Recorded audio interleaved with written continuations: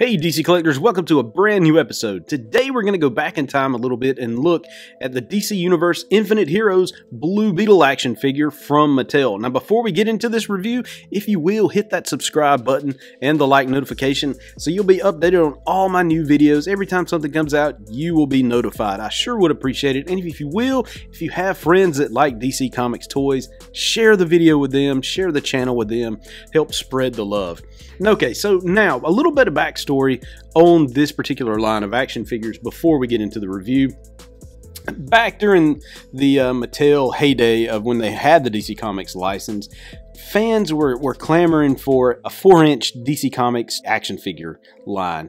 And this was during the time that they had the shelves full of DC Universe Classics figures. Well, not really full because sometimes they were very hard to get, but the DC Universe Classics figures were super popular. They were doing bonkers with the 6-inch line, and they needed this line to fill a little gap that was left there for collectors who wanted this scale action figure in their collections. Now this particular line ran for about 2 years, from 2000, I think it was about June 2008 to the very beginning of 2010. So we're just going to round it up for about 2 years.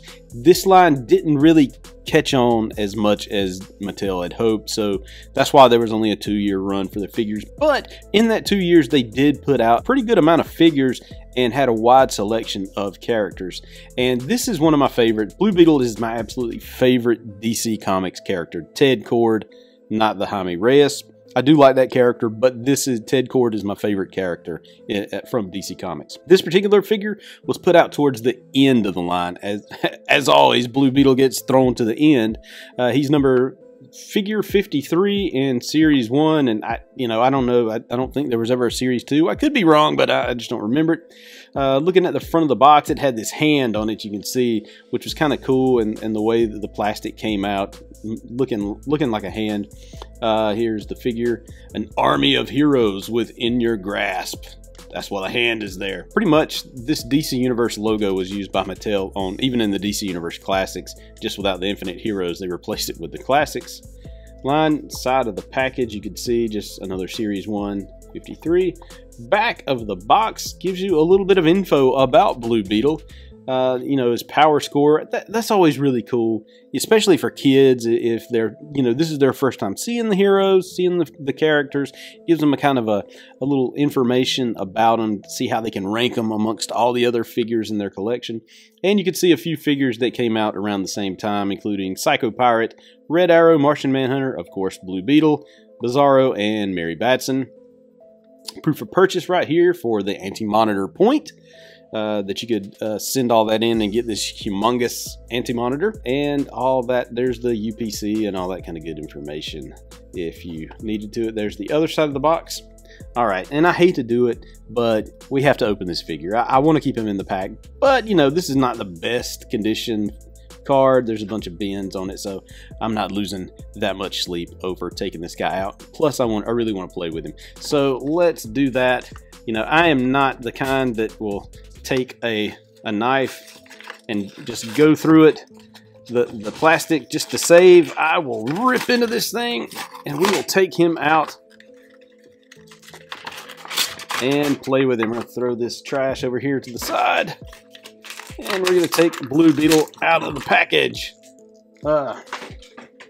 Awesome Blue Beetle action figure. Okay, so the sad part about this is he doesn't come with like his little BB gun.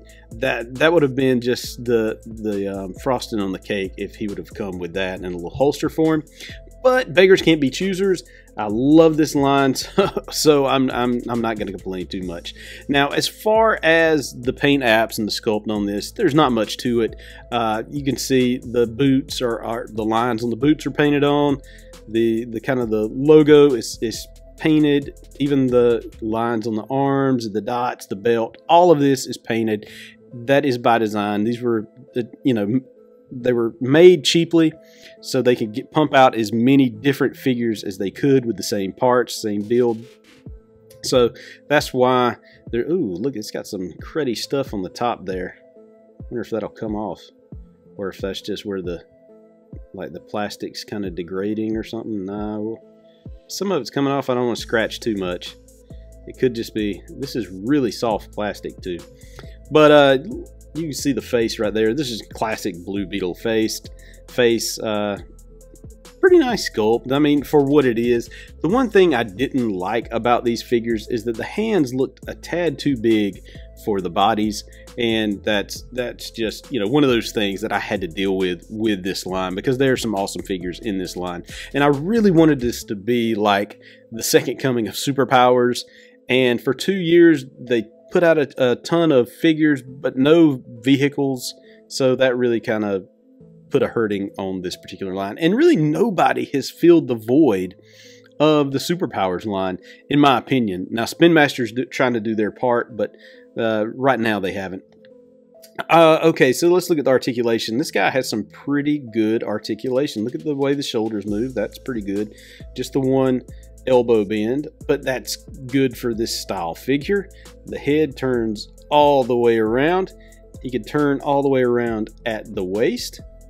Legs move back a little bit, so he's got a pretty good range of motion. And the knee, you have the one knee joint there. So all in all, not, you know, this is not like a superposable action figure, but it's a good representation of the Ted Kord Blue Beetle from that classic